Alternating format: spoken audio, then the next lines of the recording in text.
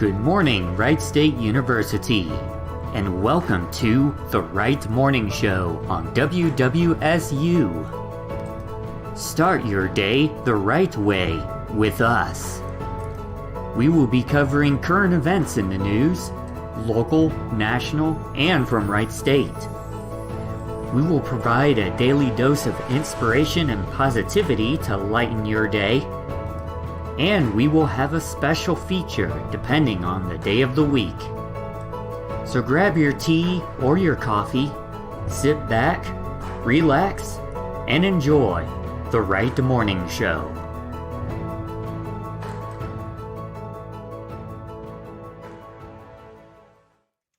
Good morning, Wright State University, and welcome to the Wright Morning Show for Tuesday, October 19th, 2021. I am Triple P, and I will be your host this morning. On the phone line, we have Harmony. How are you doing this morning? No, I'm doing good. We're just moving right along, man. It's like mid-October already. Right? Didn't we just start this month? That's crazy. Yeah, and we also have Laughing Chipmunk now joining us through Discord. How are you doing this morning, Laughing Chipmunk? Oh, other than pain, I'm okay. Yeah, you said something about you had a really bad headache or something. It's not real bad. It's just a regular headache, but then I have lower back pain on top of that. So, Yeah, that'll compound. Ow. Oof. Yeah. All right. Well, we got a pretty good show for you today. We're going to be talking about practical advice for bullying during our daily dose of inspiration, and then of course it's Tuesday, so we're going to have Trivia Tuesday today as well. So, Yay! but first, put your thinking caps on. Yes. But first, let's get into your current events. From WHIO, occupants of 16 units were displaced after a fire ripped through Dayton apartment complex. The occupants of a 16-unit apartment building will all be displaced after a fire broke out and caused significant damage to the building Monday morning. Crews were called to the Woodman Park Apartments in the area of Woodman Drive and US 35 around 9:40 in the morning and reported flames and thick smoke coming from one of the apartment buildings in the complex. Oh, wow. I know where that is. Yeah. Well, me too. When fire crews arrived on the scene, firefighters went into a rescue operation and checked apartments to make sure all occupants had evacuated. Dayton Fire District Chief David Wright told Newsletter 7 Mike Campbell. Wright said no rescues were needed and all occupants were able to get out. One person suffered what was described as minor smoke inhalation and was treated at the scene, Wright said, but no other injuries were reported by occupants or firefighters battling the blaze. Crews even uncovered a bonus, finding a cat that hid under a bed in one of the hardest hit apartments and carrying it out to a waiting ambulance to be given oxygen and handed back to its owner. Poor kitty. When firefighters arrived on the scene, a smoke explosion happened and caused panels to blow out of the back of the structure. Good God. A smoke explosion happens when a fire heats trapped gases and smoke, causing those gases to ignite and explode. The cause of the blaze is unknown, under investigation, and could take days before a preliminary cause is determined. Investigators are talking with witnesses and looking for possible video that would have caught the fire in its progression through the building. Wright added, whenever the cause or source of the blaze that caused the fire to advance through the building rapidly. Management for the apartment complex is assisting the displaced residents of the apartments find places to stay. So, oof. Yeah. The Daily News has an article about company wanting court to overturn Beaver Creek decision on electronic billboard, so check that out. From WDTN, the KISS concert was canceled yet again. Jeez. The KISS concert rescheduled for Sunday, October 17th was canceled. According to a Facebook post by Wright State Nutter Center, the show was rescheduled again, or will be rescheduled. Anyone who bought a ticket will be able to use it on the new date. Ticket holders will get more information in an email. The concert was already rescheduled twice. Kiss was originally supposed to perform on September 2020. But you know what happened then? Good old COVID. COVID. Yeah. Let's see here. Dayton.com. Voting is open for the best of Dayton. Here's how to get involved. We're looking for your help in picking the best in the area in 100 contests, from food to drinks to services and more. And the voting starts today. Sorry, I think there's a piece of string or something in my mask and it's trying to crawl up my nose. Oh, God. All right. Hopefully I got it situated now. Maybe not. After a nomination period, we chose the finalists based heavily on how many nominations a person received. You can vote once per day per contest using your email, and we've given you 22 days to vote. So, to vote on the best of Dayton, there is a link on Dayton.com.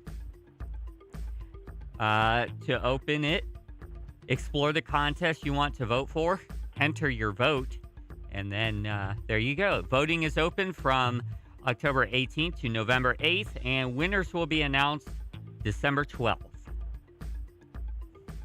From WDTN, Miami Valley Meals is preparing to give away thousands of Thanksgiving dinners.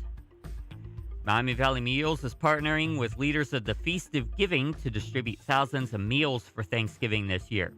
Miami Valley Meals was initially started to provide food to those struggling as a result of the pandemic.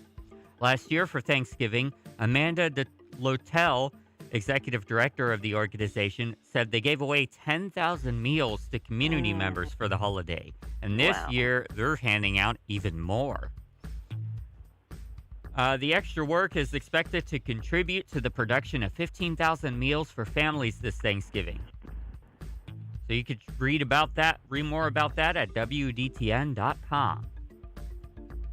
From Dayton Daily News, they have an article, A New Dayton Subdivision, Not a Cookie Cutter Suburban Neighborhood, designer says. Dayton.com. Take a self-defense class alongside Dayton drag queens this weekend. Ooh, this ought to be fun.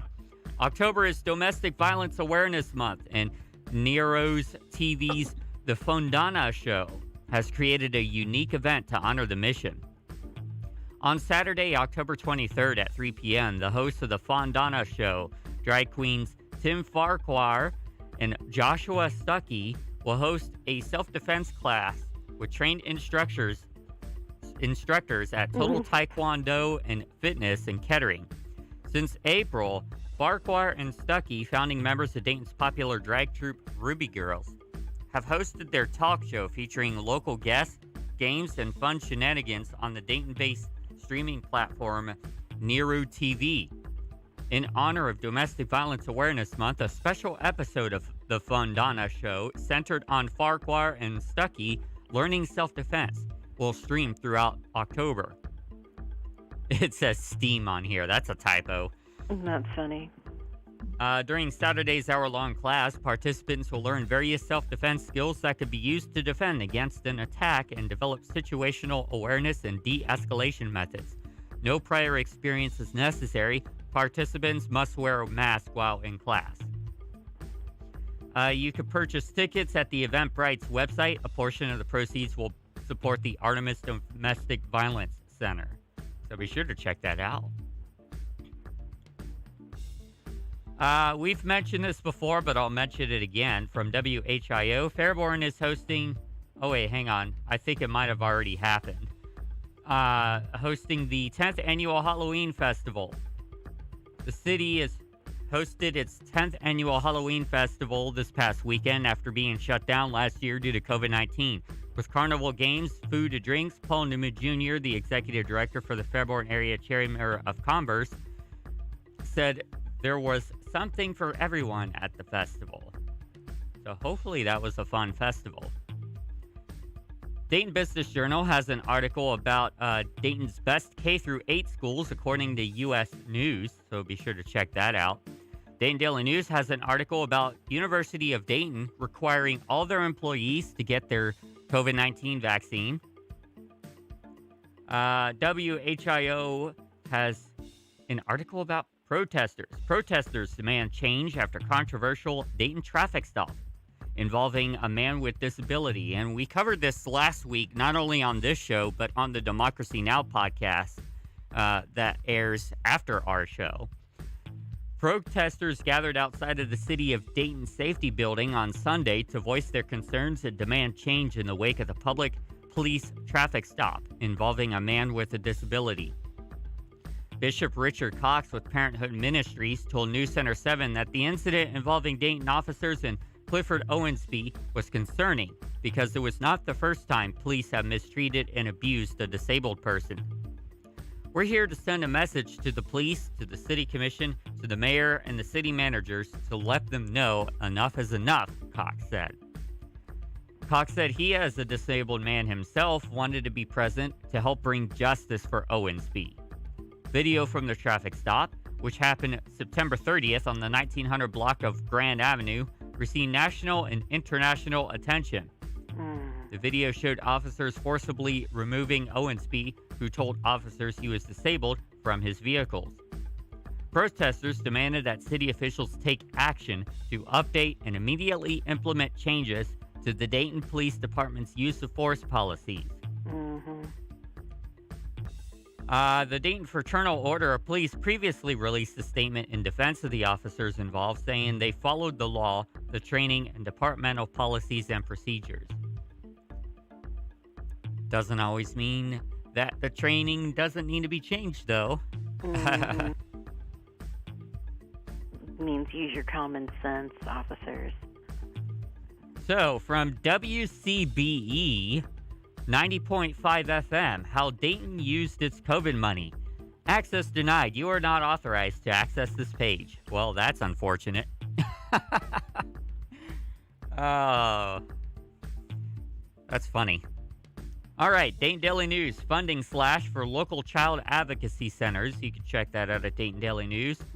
WHIO says Beaver Creek was awarded $500,000 in federal grant to buy land for a new park. Interesting. Let's check this out. City of Beaver Creek announced Monday it was awarded $500,000, which will be used to secure land to develop the city's largest park. Through the Ohio Department of Natural Resources, the United States National Park Services Land and Water Conservation Fund awarded $503,000, according to a release. The city says it has plans to use the money to purchase 100 acres of land from Miami Valley Research Park Foundation, located along Grange Hall Road between Patterson and Shakertown Roads. In total, the city says it plans to acquire 148 acres of land, making it more than 2 times larger than the city's current largest park, which is Rotary Park. Nice. All right, we're going to now go to your weather forecast. The current weather, brought to you by Tomorrow.io, is clear and a chilly 45 degrees. The wind is calm, the humidity is 80%, the dew point is 39 degrees, the visibility is good, and the air quality is moderate. Your 12-hour forecast shows clear skies up to 4 p.m. with some clouds rolling in at 4 p.m. The temperatures are going to quickly, and I mean quickly, rise throughout the day. We're going to reach 60 degrees by 11 a.m. and then peak at 69 degrees by 3 p.m. and then start cooling off again after 5 p.m. Your extended weather forecast from the National Weather Service is the following. Today, sunny, high in the lower 70s. Tonight, mostly cloudy in the evening with decreasing clouds overnight, low in the mid-40s. Wednesday, sunny, high in the mid-70s. Wednesday night, a chance of showers, low in the mid-50s. Thursday, a chance of showers, high around 70.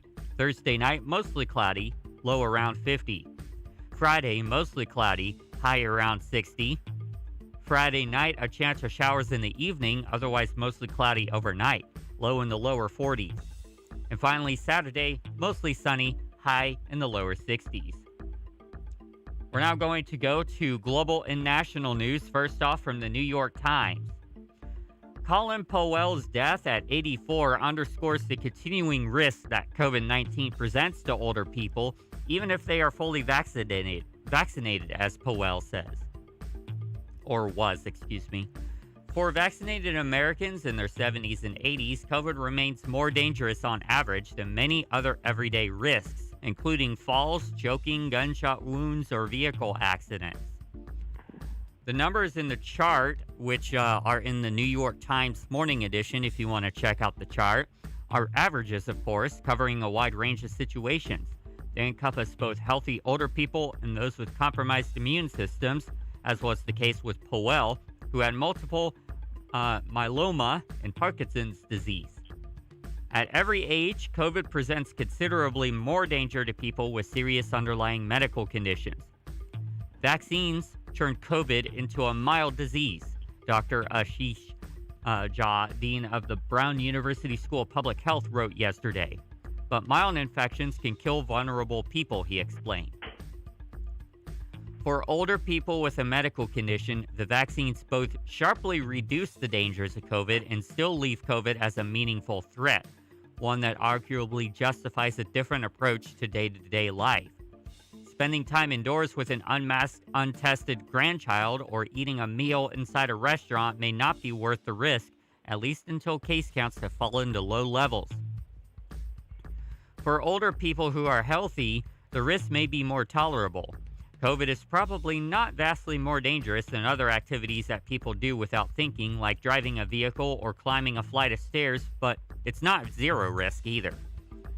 Getting vaccinated does not deliver you an entirely new category of pandemic safety, safer and more protected than anyone who hasn't gotten vaccinated, but simply pushes you down the slope of mortality risk by the equivalent of a few decades, David Wallace Wells has written in New York Magazine. As a country, what can we do to protect older people from COVID? The data points to at least 3 good answers. You could check out the New York Times Morning Edition for more information, but those reasons are: number 1, reduce caseloads; number 2, give booster shots; and number 3, expand rapid testing. Here's more headlines on Powell's life. Powell was a child of New York City. He was born in Harlem, raised in the Bronx, and graduated from City College. After serving in the Vietnam War, he rose through the military and became the first Black National Security Advisor, chairman of the Joint Chiefs of Staff, and Secretary of State. Heading into the 1996 presidential campaign, Powell was among the country's most popular figures, but he chose to not run at the time. Woodward also conducted Powell's final interview. In the prelude to war in 2003, Powell accused Iraq falsely, it later became clear, of having weapons of mass destruction. He would describe it as a blot on his record. Powell, once a Republican, lamented the party's move to the right, endorsing Barack Obama, Hillary Clinton, and Joe Biden. Powell first appeared in the Times on August 30th, 1979, in the story about Department of Energy, where he worked. Here's some other headlines in the news from the New York Times. The FDA plans to allow people to receive a different COVID vaccine as a booster. Washington State University fired its football coach for not getting vaccinated. COVID deaths are rising in Russia, where many people are unvaccinated. Infection rates remain low in New York City schools. The Justice Department asked the Supreme Court to block a Texas law that bans most abortions. Donald Trump sued Congress to prohibit the disclosure of White House documents related to the January 6th Capitol attack. The Biden administration will regulate chemicals used in household items that can contaminate drinking water. Oh, God. 4 years after Hurricane Maria, many Puerto Ricans still do not have reliable electricity. North Korea, you okay? Yeah, sorry. North Korea conducted its first submarine-launched ballistic missile test in 2 years. Ruh-roh. The German media agent Axel Springer removed a top tabloid editor after the Times reported that he had mistreated women. The Washington metro system pulled more than half of its subway cars from service after one train derailed at least 3 times last week. After Starbucks workers around Buffalo began to push to unionize, the company closed doors and brought in out-of-state managers. The University of North Carolina could continue using race as a factor in its admission process, according to a judge. New York City officials opted to remove a statue of Thomas Jefferson from City Hall. They did not decide where to put it. Put it in the closet. Yeah. All right, from Cheddar, Need to Know. From Obit, Colin Powell, a 4-star general who served in both Republican and Democratic administrations, including as the country's first black Secretary of State, has died from COVID complications. Powell's spokesperson said he was fully vaccinated but had a compromised immune system due to treatment from a type of blood cancer. A Vietnam vet, Powell rose through the ranks to become the top general and top diplomat in the U.S., and as President Bush's Secretary of State, he gave a 2003 speech at the UN that included faulty justifications for the war in Iraq, a speech that Powell later acknowledged would be a blot on his legacy. He was 84 when he passed away. From the New York Times, the FDA is reportedly planning to allow Americans to get different vaccine boosters than the ones that they initially received, a mix-and-match approach that would offer more flexibility, especially for those who got the Johnson & Johnson shot. By the end of the week, regulators are expected to formally endorse boosters for Moderna and Johnson & Johnson recipients. From CNN, the murder trial of the 3 men charged with killing Ahmaud Arbery, an unarmed black man who was jogging in the Georgia neighborhood, is underway. Gregory McMichael, his son Travis McMichael, and their neighbor William Roddy Bryan Jr. have pleaded not guilty to charges of malice and felony murder. Their encounter with Arbery happened in February 2020, but did not result in any arrests until a partial video of the incident was released in May of last year. From the Associated Press, the House committee investigating the January 6th Capitol riot is expected to cite Steve Bannon for criminal contempt today over his refusal to comply with a subpoena. Former President Trump is suing the committee to block the release of White House records related to the events of that day, claiming the panel is on an illegal fishing expedition. White House communications are typically protected under executive privilege, but the Biden administration waived that protection, arguing that the Capitol riot was a unique and extraordinary event. From Reuters, if you want exposure to cryptocurrencies without actually having to own them, today is your lucky day. The first Bitcoin exchange-traded fund is launching on the New York Stock Exchange after getting the green light from the SEC. The ETF gives investors a way to trade future contracts linked to the price of the digital coin through their regular brokerage account. Bitcoin has been on a tear lately ahead of the expected launch, within striking distance of a new all-time high. The ProShares Bitcoin Strategy ETF will trade under the ticker BITO. From Cheddar, Apple unveiled a pair of new high-end MacBooks as well as an update to AirPods in its latest hardware event of the year. The MacBook Pro laptops come in 14 and 16-inch sizes with better screens and new proprietary chips. Notably, Apple ditched the universally detested Touch Bar and brought back the beloved MagSafe magnetic charging connector, plus an HDMI port and SD card reader. The next-gen AirPods look like a cross between the original and Pro models, but with better battery life and audio quality. The laptops start at $2,000, oof, and the AirPods will cost $180 with both shipping next week. From ABC News, Disney has announced a bunch of changes to its 2022 film schedule due to a production-related snowball effect. All of next year's scheduled Marvel movies are getting delayed. Doctor Strange 2, Thor 4, Black Panther 2, and the Marvels will be all delayed.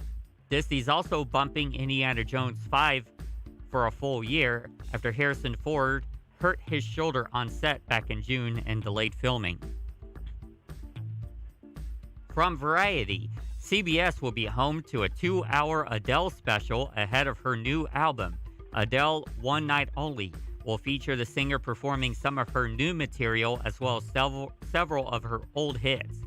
She will also sit down with Oprah Winfrey for an exclusive interview as part of the tape special, which is set to air November 14th.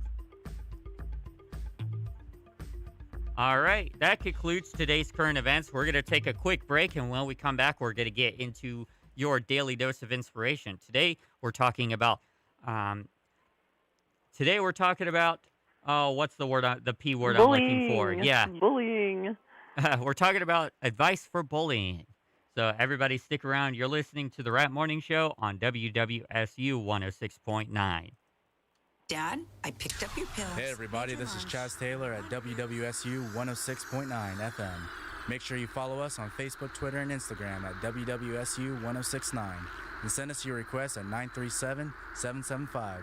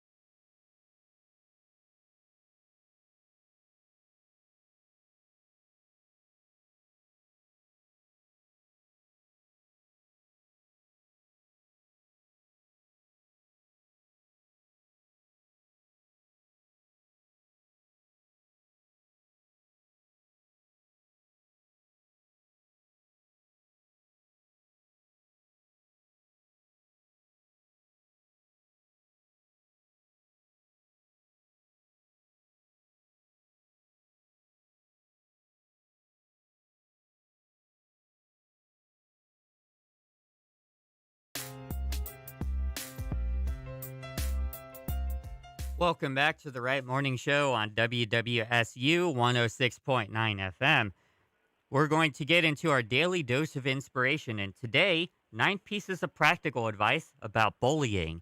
And this comes from TED Ideas, paraphrased by GetPocket.com. A teacher, psychologist, crisis line supervisor, and others share their suggestions on what you can do if you are a victim of bullying. Bullying knows no borders. Borders. Wow. Why can't I say that word today? Bullying knows no borders. It occurs in every country in the world, and its impact can last long after the incidents end. We asked people from the TED community who have firsthand experience of the problem to offer their best advice. Before we get into the advice, Lathic Gemma, Harmony, have you ever had experiences with bullying before? Oh yeah, plenty. Yeah. The earliest time I can remember was elementary school, believe it or not. Ooh. Yeah, I was never allowed to go out to recess because they were always afraid I'd get hurt. So I'd have to stay in my classroom during recess. And this one little boy from my class, yeah, he was an interesting looking child to begin with. He had a smushed up face. And yeah, and he was real gruff. Yeah, he was just real gruff. And he would come to the window and he would be in his little voice, "Get out here now, or else I'm going to come in there and get you." It was like, oh my God. But it would scare the crap out of me so bad that I went down to the audio-visual library and told the ladies there, and they let me stay down there until it was time to go back in. But Dang. yeah, that was my very first experience with that. And then again in junior high school, this girl just didn't like me for whatever reason. I don't know why, but I don't know. She just didn't like me.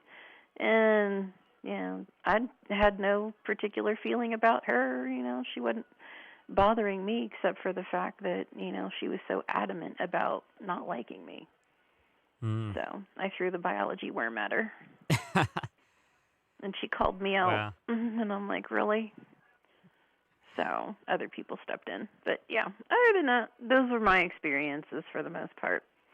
And then in my adult life with my stalker. But other than that, it was good.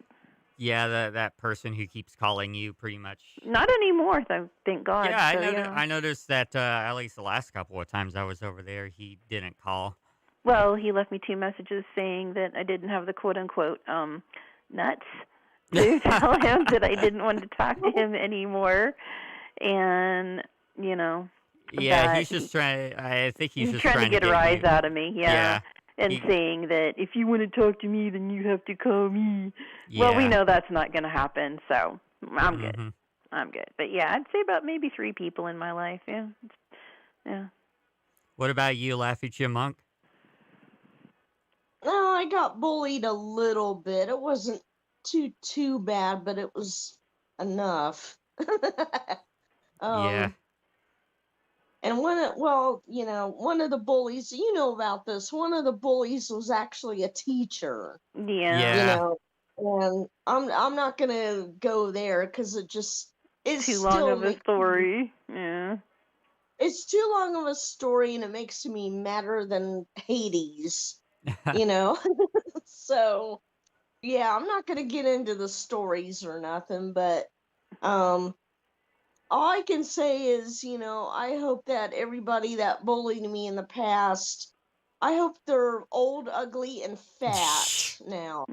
I don't go that direction, but for the most part, I think everybody's been bullied at some point, and I feel like it goes way, way back. So I'm sure there were cave people that bullied each other too. So Yeah. we just have a name for it now. See, I go the route of I hope they learn their lesson, whatever form that takes, however it is. I hope they learn their lesson. That way, we break this chain because you often when somebody who is severely bullied will become the bully later on. Yeah, I have a really quick story about that. Friend of mine, he used to be bullied in school, and actually he went to Ascension, believe it or not. And he was bullied by this one person in particular, and he got a Facebook message from this person in his adult world, not a couple of years back, I think. And he actually apologized to him for all those years ago and said that he had seen like some sort of something or other that he had done, but he had wanted to say that he was sorry because his daughter was being bullied, and he realized, how bad it was for her and what an impact he must have had when he did that to this other guy. So that was really interesting and very unexpected, but pretty cool. Yeah. Hmm. All right. So, what practical advice do we have for bullying? To answer the question for myself, I really wasn't much of a target for bullying, and I think part of it was because I wasn't fun for bullies. Like, my reaction when somebody tried to bully me is not a reaction that they wanted. So, because, bullies, they want you to kind of resist or pay attention to you. I would either ignore them or I would agree with them. And then Gee. that would even if I didn't, actually believe it, I would still agree with them to make them think to not give them any fun, if you know what I mean. Well, basically, they're looking to get a rise out of you. They're Yeah. going to torture you mentally or physically until you cave in and say, you get all huffy and puffy and mad and you start screaming, yelling, crying, because they're just wanting to get an emotional response. Yeah. So they think I caved in, even though I don't believe in it, and then they have Just nothing to leave go you off of it. alone. Yeah. Exactly. Yeah. All right. So here are 9 tips for dealing with bullying, according to TED Ideas. Number 1, asking for help is not a sign of weakness. Don't think that letting someone else know you're being bullied or asking them for help is a sign of weakness or that it's a situation you should be able to handle on your own. Going through it alone is not a sign of strength on your part because that's what the bully wants. They want your isolation. They want you to feel helpless. And if they think they got you in that position, then they're often emboldened. That was a mistake I made as a kid. It made things worse. When you don't reach out, you feel like nobody understands what you're going through and nobody can help you. These monologues in your mind start getting louder. That was Eric Johnson, sixth grade teacher from Indiana and a TED Ed innovative educator. Number 2, and telling someone about being bullied is not tattletaling or snitching or whatever name you want to call it. Often kids have this fear of what they call snitching, but if you feel significant stress when you come to school, if it's too hard for you to come to the building, or if you have the fear that someone will bother you by saying something or touching you inappropriately, you must tell someone. This is not snitching. You're protecting yourself. That was Nadia Lopez, principal of Mott Hall Bridges Academy, Brooklyn, New York. Number 3, surround yourself with allies. Bullies tend not to want to bully someone when that person is in a group. So make sure you're with friends, people you trust and connect with. Knowing you have defenders around you who will stand up for you can really help. And that's from Jen James, founding supervisor of the Crisis Text Line. Number 4, try to pity rather than hate your bullies. I was bullied as a child, and I like to think the experience contributed to my sense of empathy. I want to see people treated with dignity always. But for those who are being bullied, the key thing for them is to remember that bullying is not a show of strength, but a show of weakness on the bully's part. And if you can pity those who are bullying you, which I know is not so easy to do, you can defend your inner self from their behavior. This is from Andrew Solomon, professor of clinical psychology at Columbia University Medical Center. Number 5, it is possible to triumph over bullies in your own mind. Fighting back on the inside can be as important as what happens on the outside. There was a study of 81 adults who were held as political prisoners in East Germany. They were subjected to mental and physical abuse, and decades after release, about 2/3 of the prisoners had struggled or were still struggling with post-traumatic stress disorder. But 1/3 of the prisoners had not. Why? The smaller group had fought back in their own minds. Even though they complied with guards and signed false confessions, they prevailed on the inside in ways no one could see. Secretly, they refused to believe they were defeated, and they imagined that sooner or later they'd triumph. That's from Meg Jay, clinical psychologist and associate professor of education at the University of Virginia. See, that's the strategy I used when people tried to bully me. Mhm. Number 6, focus on everything that's great about you. Others notice these things too. If you're being bullied, remind yourself of all the good and beautiful things about you. Like most of us, are here to make the world a better place. Nobody is liked by everyone, so just because one bully or one group of bullies doesn't like you doesn't mean other people don't see all your amazing qualities. That's from Shamron Philander, 6th grade student and member of a TED Ed club in Cape Town, South Africa. Number 7, the traits singled out by our bullies are the ones that make you the wonderfully singular person you are. Bullies think about us to come up with various ways to make us feel down. But whatever reason you're bullied for, that's exactly what makes you unique. Did they call you fat? Correct them. You're not fat. You're just easier to see. Garfield, I'm under tall. Oh, my gosh. Do they say you have a big nose? Tell them you breathe better than other people do. Everything about you is unique, like nothing else in the world. That's from Donera Daftian, college freshman and former member of Tumo TED Ed Club in Yerevan, Armenia. Number 8, if you're considering retaliating against your bullies, stop before you act. Pause for a moment and understand that what you're about to do or about to say can have long-range implications. What you do or say will be how you'll be remembered. So think, how do you want to be remembered? As somebody who is kind or as somebody who is mean? This is from Eric Johnson. And finally, number 9, if you ever witness someone being bullied, show them your support. This can be in the moment or afterwards, and it could consist of sending them a text, an anti-bullying emoji, or asking them to sit with you. Stepping into a bullying situation could sometimes be helpful if handled in the right way, but it's not always right for each situation or each upstander. This is from Monica Lewinsky, social activist. All right, what do you think? Well, it's interesting. They will say sometimes your tactic that you use in particular might not be useful in every single, area. There's always different ways of handling because I believe there's different types of bullying. Each circumstance is different because you have children, you have adults. It's all the same, yes, but I feel like there are different ways that sometimes we have to handle things. Mm-hmm. But other than that, definitely stay true to yourself in the whole situation regardless. Any last thoughts, Laughing Chipmunk? No, I'm just agreeing with what Harmony says.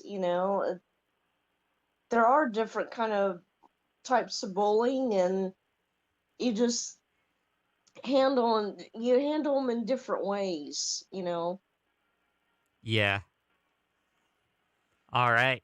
We're going to go ahead and take a quick break. And when we come back, we're going to get into Trivia Tuesday. So stick around and grab your family and friends to sit around the radio and enjoy some fun trivia. We're going to learn some new stuff today. So we'll be right back in just a couple of minutes on the Wright Morning Show on WWSU 106.9. And now,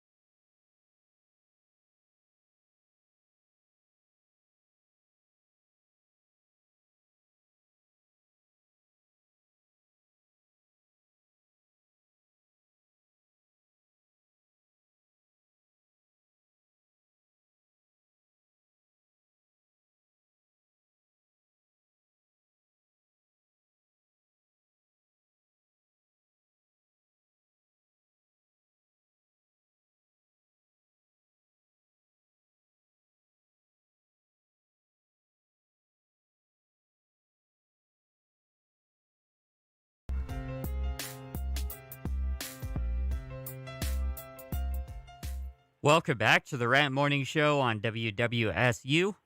We're going to get into our Trivia Tuesday. Today's topic, the American Revolution. The surrender of British Lieutenant General Charles Earl Cornwallis at Yorktown, Virginia on October 19, 1781 is generally considered to mark the end of the American Revolution. So here we go. Question 1. Which military leader was not at the Battle of Saratoga? Was it Washington, Arnold, Hamilton, or Gates? Once again, which military leader was not at the Battle of Saratoga? Was it Washington, Arnold, Hamilton, or Gates? Got about 10 seconds to lock in your guesses. What do you think? Gates. Going with Bill Gates. Quite obvious. I'll go with Gates. All right, got a couple of seconds left, and time is up. The answer is Washington. Wow. Oh. Interesting.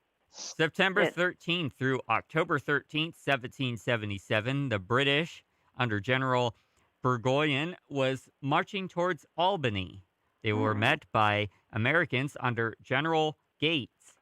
Benedict Arnold and Alexander Hamilton were under his command. They pushed the Redcoats back to Saratoga, where a quarter of the British forces and all of the colonies surrendered. After the victory, the French started backing the Americans. So Gates was actually the head general of that battle. Well, I knew it wasn't Bill Gates, but still, I thought, didn't think it was Gates, though. I don't know why. I suck at history, by the way. So Yeah, I do too. not a So good trivia choice. don't feel bad. Not a good trivia choice, but we'll see. Well, we have another one if we have time that you might enjoy. It's called 911. What's your emergency? Oh, God. So Funny. we'll see. We'll see what if we have time. Next question. What year did the Boston Tea Party happen? God. 1775, 1773, 1762, or 1892? Once again, what year did the Boston Tea Party happen? 1775, 1773, 1762, or 1892? Got about 7 or so seconds to lock in your guesses. 1773. All right. I'll say 75. Got a 73 and a 75. Harmony is correct. The answer is 1773. The Boston Tea Party wasn't actually a tea party, of course. It was basically a protest. Yeah, It was they're a- throwing tea over the ships. Yeah, it was a group of Like Boston Brack. rebels that disguised themselves of Native Americans and went to the Boston Harbor to take action against Lord North's Tea Act. They dumped 18,000 pounds of the East India Company's tea into the Boston Harbor that December 16th, 1773 night. Everybody up for a tea party? A drink from the Boston Harbor? As long as I don't get tea bagged, I'm fine. Ooh, we're not going to talk about that on the radio. Charles Cornwallis served in 3 major wars: the 7 Years' War, American Revolution, and what other war? Slave Revolt of 1851, Washington War, Irish Rebellion of 1798, or Queen Anne's War? Oh, I have no freaking idea. I'm just going to go with number 2. So Charles Cornwallis served in 3 major wars: 7 Years' War, American Revolution, and the what? Slave Revolt of 1851, Washington War, Irish Rebellion of 1798, or Queen Anne's War? Got just a couple seconds left. What was your guess? Either 2 or 3. The answer was the Irish Rebellion of 1798. Yeah, I thought Yeah. so. There's no such thing as the Washington War. Cornwallis was a major general in the Revolution and is widely known for his surrender to America at the Battle of Yorktown in 1781. Cornwallis was one of Mr. Hankey's kids. Oh, jeez. Wow. He had a little piece of corn stuck in his head. Oh. All right, continuing on. Next question. What were the first battles of the American Revolution? Were they Lexington and Concord, Yorktown, Saratoga, or Bunker Hill? What were the first battles of the American Revolution? Lexington and Concord, Yorktown, Saratoga, or Bunker Hill? Got about 10 seconds. What do you think?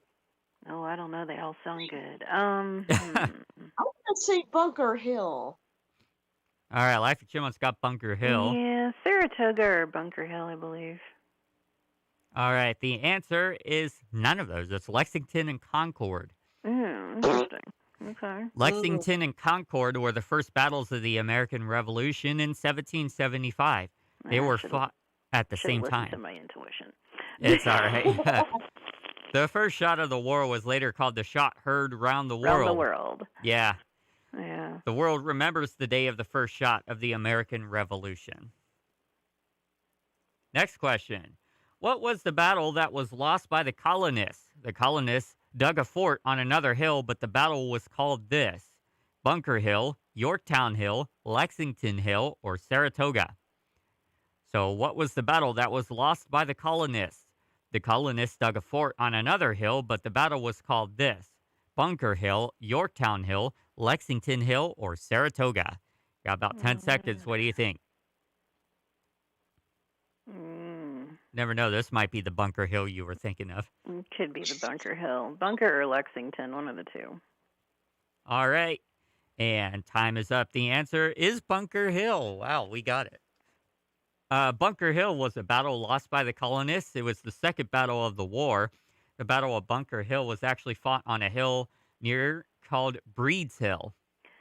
And that's not Archie Bunker for all of you folks that remember. So, yeah. Next question. After the Battle of Saratoga, France officially became an ally of the 13 colonies. What was the British response to this new development in the American Revolution? Did they declare war on France, pull out of New York City, retreat back into Canada, or focus all their efforts on recapturing Boston? Got about 5 seconds. What's your guess? I don't know. I'm going to go with number one. All right. The answer is they declared war on France. You got it. Bad move, England. They created a multi-front war for them. Plus, they had other colonies around the world they had to defend. Their forces were stretched very thin. Next question. Which act passed in 1765 taxed most paper products and documents? Coercive Acts, Townshend Acts, Stamp Act, or Declaratory Act? Which act passed in 1765 taxed most paper products and documents? Coercive Act, Townshend Acts, Stamp Act, or Declaratory Act? I can't remember if it was the Townshend Act or the Stamp Act, but I think it's one of those two. Yeah, I'll go with the Stamp Act, I believe. Yeah. 5 seconds. What's your guess? I'll go with Stamp. All right. The answer is the Stamp Act, yep. The colonists were especially angry with the Stamp Act, and many riots and boycotts started as a result. All right. Question 8. John Glover was from Massachusetts. What were his men called? Were they called logheads, bald heads, marbleheads, or wooden heads? John Glover was from Massachusetts. What were his men called? Logheads, bald heads, marbleheads, or wooden heads? Log, I think. I want to say logheads on it. Yeah, I'm thinking logheads. Yeah. Got about 10 seconds left for those of you listening to guess your answers. That was funny, bald heads. Marblehead, yeah. That's funny. All right. Time is up. The answer, it was Marblehead. Oh, Jesus. John Glover's men were recruited from around Marblehead, Massachusetts. John Glover's Marblehead's greatest achievements were ferrying George Washington's men across the Delaware for the Battle of Trenton. Nice. Question 9. What did Benedict Arnold offer to give the British upon switching sides? West Point, South Point, Stony Point, or East Point? West Point. What did Benedict Arnold offer to the British upon switching? West Point. Eggs and Benedict. Yeah, Benedict eggs Benedict. Yeah, that's what they offered. Oh, jeez. West Point, South Point, Stony Point, or East Point? Those of you listening got about 5 seconds to lock in your guesses. I'm going West Point, as well. Yeah. Time I like is the up. hollandaise. I like the hollandaise sauce. It's good. The answer is West Point. So Benedict Arnold offered to hand the British the fortification of West Point in exchange for 20,000 pounds and a commission in the British Army. The plot was exposed when the courier, John Andre, was captured. Final question on this quiz, and on to blank marched the foe to seize the arsenal where you know, waking folks searching all around. What other Massachusetts city served as another location for one of the earliest battles in the American Revolution? Ottawa, New Orleans, Concord, or Perth? So again, what other Massachusetts city served as another location for one of the earliest battles in the American Revolution? Ottawa, New Orleans, Concord, or Perth? Concord. Got like 2 seconds Yeah, left to I'll go with lock that in your too. guesses. Time is up. The answer is Concord. And on the Concord marched the foe, as the song goes. British troops marched into Concord where the militia had been mustered. The American general decided to surrender Concord and retreated to the North Bridge and waited. This was fortuitous for them because more American troops appeared and then they were able to push the British back into Boston. All right. That concludes the American Revolution quiz. We have a little bit of time. God. We have a little bit of time, so let's do 911. What's your emergency? So we're probably not going to do all of the questions, but we'll do a few of them. Have you ever had to call 911? There are a few common sense do's and don'ts regarding when you should or shouldn't call 911 and what to expect when you do. So here we go. Question 1. When I call 911, they always ask for my address. Should I give it to them? Oh, Yes God. or no? Well, obviously, yes. That's a To make no-brainer. Yeah, Jesus, I swear these are. 911 must verify the address on their screen to ensure quick and proper response to the correct address. Considering question. everybody knows your location now, but yeah. If my electricity goes out, should I call 911 to report it? No. No. No. 911 has nothing to do with your electricity. Call the electric company. Question 3. Yesterday, I bought this beautiful flower arrangement for my porch. I woke up this morning and my flowers have been stolen. Who do I call? Ghostbusters, Oh, my God. 911, the hospital, or non-emergency police number? Non-emergency, please. I'm going with I would say none of that, but yeah, if you're gonna complain about stolen flowers, that's just ridiculous. Yeah. I'm going to go on a limb and say Ghostbusters here. No, I'm just kidding. Hey, it's October, so yeah, why not? They'd be more helpful. The answer is a non-emergency police number. 911 is for emergencies, and if you're tying up a life-saving line to call about flowers, my suggestion is to call your florist. Next, Call your neighbor. They probably took them because they thought they were pretty. if I have a non-VoIP landline phone in my house, but my service is not activated, then I can't call 911. True or false? I'd say that's false. If I have a non-VoIP landline phone in my house, but my service is not activated, then I cannot call 911. You should still be able to get a hold of them. If your phone is plugged into a jack, you can access 911, even if you don't have service. You can also dial 911 on cell phones that are not activated. Next question. If I am away from home and have an emergency, I can use my cell phone to dial 911. True or false? What was that? If I am away from home and have an emergency, I can use my cell phone to dial 911. Oh, True or false? Most certainly, because Yeah, I had to definitely do can. it. Yep. Calling Yeah. 911 will receive your cell phone number and will get the location of the cell tower that your call came from. They don't know your exact location. They could get a rough estimate, so that's why they still ask for your address. Next, I desperately need to make a long-distance call, but I'm having trouble with my phone. Should I call 911 and ask them to patch me through? No. No. That's Absolutely funny. not. Do I need to explain this one? Call the phone company operator. Next question. My carbon monoxide detector is going off, but I don't see or smell anything. Should I call 911? Yes or no? This one's kind of tricky, but I don't think it's an emergency. I actually would call and I have, because my smoke alarm was going off one time. I would say to call the non-emergency fire department. Yeah, and they will I was come out thinking. and check it. I was thinking Yeah. fire department as well. Yeah, because I actually had that happen. They say you should call 911. That's interesting. Cool. Yeah. Probably because it could be, depending on how bad it is, they might need to be there. But yeah. See, my thing is like, yeah, that's true. If it's really bad, and you can't really tell because carbon monoxide is colorless, odorless. And odorless. Yeah. I would Next still say question. call the non-emergency fire department because if it's worse than what you think, at least they're there and they can call more trucks. Yeah. Next question. Yeah. My electricity went off during the night, and all my clocks are showing the wrong time. Should I call 911 to find the correct time? No, call time and weather. Call Use time. the word- Yeah, I was just about to say that. Use- 499-1212. Yeah. Or look at your freaking cell phone, for God's sake, if you have one. 911 is for emergencies. They will not entertain this type of call because it's tying up life-saving emergencies. Call a friend. Next question.